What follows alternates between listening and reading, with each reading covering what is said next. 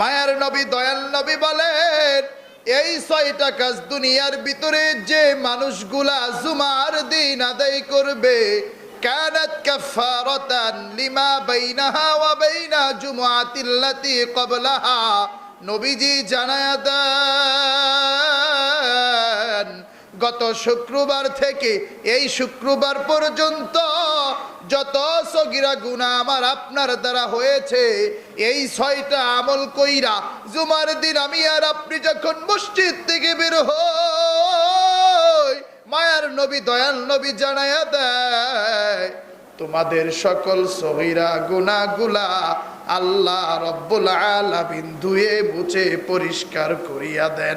একটু আওয়াজ দিয়া পড়েন না সুবহানাল্লাহ।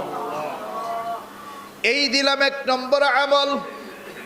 এ বাবা, আমার সামনে যদি হাজার হাজার মানুষ থাকে, আবার আমার সামনে যদি 5 জন মানুষও থাকে, আমার বয়ানে কোনো চেঞ্জ হয় না। আমি তাদের সামনে যেই কথাগুলা বলার ইচ্ছা পোষণ করি, মানুষ যত অল্প হোক, আমি সেই বয়ানটাই করার চেষ্টা করি। ইমানদার মুমিন মুসলমান, আমার মাইকের আওয়াজ যত দূর যায়, সকলেই হৃদয়ের কান দিয়া শোনো রে বাবা। মায়ার নবী দয়াল নবী বলেন, জুমার দিন এই কাজগুলো দুনিয়ার যে মানুষগুলা করবে, 1 নম্বর হলো মানে গাতাসালা ইয়াউমাল জুমা, 1 নম্বর সুন্দরভাবে গোসল করা। 2 নম্বর ওয়ালা বিসামিন আহসানি থিয়াবি, 2 নম্বর উত্তম কাপড় পরিধান করা। এ বাবা, উত্তম হওয়ার জন্য নতুন হওয়া শর্ত না, একটু ধোয়া মুসা পাক পবিত্র হলেই চলবে। 3 নম্বর ওয়ামাসামিন তিবিন ইন কানা ইনদাহ, তার কাছে যেই সুগন্ধি আছে সেই সুগন্ধি লাগায়া তারপরে মসজিদে যায়। আমার আপনার কাছে সুগন্ধি আছে, আমার আপনার কাছে আতর ইত্যাদি আছে, আমি আর আপনি যখন মসজিদে যাব একটু সুন্দর করে লাগায়া যাব। 4 নম্বরে নবী বলেন, সুম্মা আতাল জুমআতা ফালাম ইয়াতাখাত্তা আনাকান নাস, জুমার দিন আমি আপনি যখন মসজিদে যাব, মসজিদে যেখানেই জায়গা পাই আমি আর আপনি বসে যাব। অনেক মানুষ দেখবেন তাদের চরিত্র হলো যে মসজিদে সবার পরে ঢুকে কিন্তু কাঁধ ডিঙ্গিয়ে ডিঙ্গিয়ে সবার সামনে চলে যায়, এরকম চরিত্র আছে না বাবা?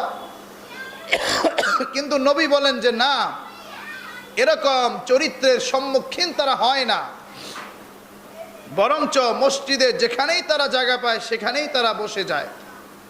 5 নম্বরে নবী বলেন, সুম্মা সাল্লা মা কাতাবাল্লাহু লা, মসজিদে ঢুইকা দুনিয়াবি কোনো গাল গল্প করে না, মসজিদে ঢুইকা তাহিয়াতুল মসজিদ পড়ে, মসজিদে ঢুইকা তাহিয়াতুল উযু আদায় করে, নামাজ ইত্যাদি আদায় করে। 6 নম্বরে নবী বলেন, সুম্মা আনসাতা ইযা খারাজা ইমামু, ইমাম সাহেব যখন বক্তব্য দেওয়ার জন্য বের হয়, ইমাম সাহেব যখন খুতবা দেওয়ার জন্য বের হয়, তখন থেকে মুসল্লি একদম নামাজের শেষ পর্যন্ত চুপ হয়ে যায়। মায়ার নবী দয়াল নবী বলেন, এই 6টা কাজ দুনিয়ার ভিতরে যে মানুষগুলা জুমার দিন আদায় করবে, কানাত কাফারাতান লিমা বাইনাহা ওয়া বাইনা জুমআতিল্লাতি ক্বাবলাহা। নবীজি জানায়া দেন,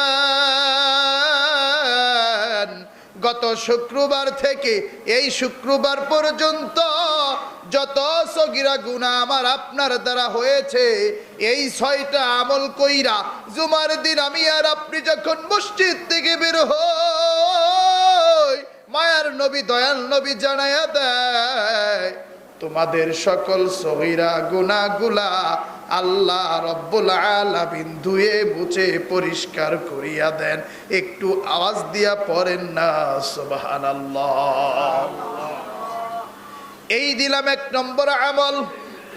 এ বাবা, আমার সামনে যদি হাজার হাজার মানুষ থাকে, আবার আমার সামনে যদি 5 জন মানুষও থাকে, আমার বয়ানে কোনো চেঞ্জ হয় না। আমি তাদের সামনে যেই কথাগুলা বলার ইচ্ছা পোষণ করি, মানুষ যত অল্প হোক, আমি সেই বয়ানটাই করার চেষ্টা করি। এবার নেন 2 নম্বর আমল। নবী বলেন, আমি আর আপনি অনেকে দেখবেন কিন্তু মাশাআল্লাহ ফজরের সময় আমরা উঠে যাই। নবী বলেন, নবীর হাদিস থেকে বিশিষ্ট আলেম দ্বীন আল্লামা ইবনুল কাইয়্যিম রাহিমাহুল্লাহ বলেন, আল ওয়াবিলুস সাইয়্যিবের ভিতরে তাহাজ্জুদের সময় দুনিয়ার যে মানুষ, দুনিয়ার যে নারী একটা দোয়া আছে পড়বে। কি দোয়া? ইয়া হাইয়ু ইয়া কাইয়্যুম লা ইলাহা ইল্লা আনতা বিরহমাতিকা আস্তাগীথ। ইয়া হাইয়ু ইয়া কাইয়্যুম লা ইলাহা ইল্লা আনতা বিরহমাতিকা আস্তাগীথ। আল্লামা ইবনুল কাইয়্যিম বলেন, যারা তাহাজ্জুদের সময় এই আমলটা করবে, আল্লাহ রাব্বুল আলামিন তাদেরকে এমন খনিজ পদার্থ দান করবেন, যেই খনিজ পদার্থের মাধ্যমে তাদের দুনিয়ার জীবনও পরিবর্তন হবে এবং আখিরাতের জীবনও পরিবর্তন হবে। কন্যা সুবহানাল্লাহ। সে আমলটা কি? আমরা যখন ফজরের সময় উঠি, তাহাজ্জুদের নামাজ যারা আদায় করতে পারে, আমরা পড়ার চেষ্টা করব। আজকে থেকে আমার অনেক আম্মা জানেরা, অনেক বোনেরা, অনেক খালারা, অনেক নারীরা, অনেক দাদিরা, আপনারা বাসার থেকে শুনছেন, আপনারা একটু আমার সাথে মুখ মিলাইবেন।